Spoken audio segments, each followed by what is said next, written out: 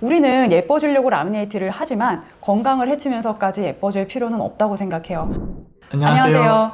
무삭제 라미네이트 중점 진료하고 있는 백의선 원장입니다. 안상수 원장입니다.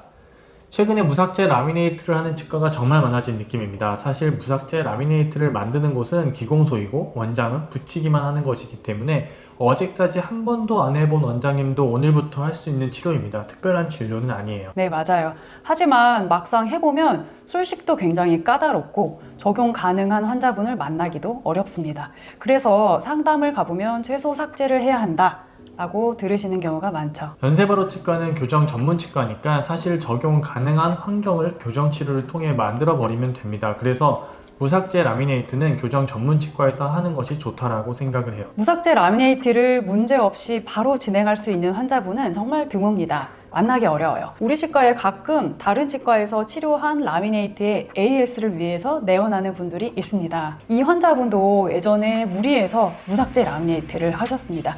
사실 삭제를 하고 진행하거나 교정 치료 후 진행했어야 했는데 말이죠. 환자분의 불만은 크게 두 가지였습니다. 첫 번째는 튀어나온 치아입니다. 무리한 무삭제 라미네이트를 하면은 치아가 튀어나오고 두껍고 입술도 많이 불편해집니다. 첫째는 탁한 하얀색이었습니다. 붙이고 나서 보니까 너무 하얀색이라서 좀 고치고 싶었지만 어쩔 수 없었다고 합니다. 그리고 같은 하얀색이라도 앞에 튀어나와 있으면 더 하얗게 보일 수도 있거든요. 맞아요. 치아는 철저히 원근법을 따르죠. 이때 해결 방법은 무삭제 라미네이트를 제거를 하고 교정 치료를 다시 한 다음에 라미네이트를 다시 할지 말지 고민해 보는 것입니다. 라미네이트에서 가장 중요한 것은 무엇이라고 생각하시나요? 라미네이트 후기 이렇게 쳐보면 다들 이제 가볍게 입술 아래로 미소 짓고 찍은 사진들이 제일 많아요.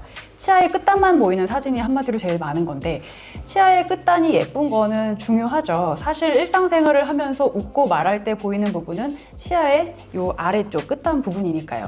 우리는 예뻐지려고 라미네이트를 하지만 건강을 해치면서까지 예뻐질 필요는 없다고 생각해요. 건강을 해치지 않고 예뻐지기 위해서 필요한 거는 뭐라고 생각하세요? 그것은 바로 잇몸 부분입니다. 즉 라미네이트의 경계 부분인데 무삭제 라미네이트는 원래 반대하는 원장님들이 굉장히 많아요. 전통적인 치과 치료에서는 있을 수 없는 경계 설정이기 때문입니다.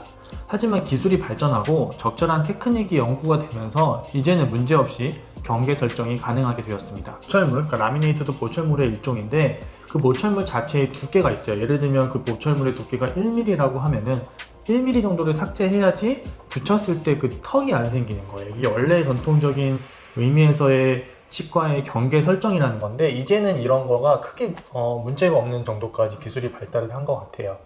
최근에 좀 이해할 수 없는 경험도 개인적으로 했는데 삭제를 동반한 라미네이트를 했는데 그럼에도 불구하고 잇몸이 불편해서 재제작을 위해서 저희 병원에 오신 분도 계셨어요. 삭제까지 했는데도 잇몸하고 치아에서 이어지는 그 경계 부위가 턱이 지고 많이 떠 있었습니다.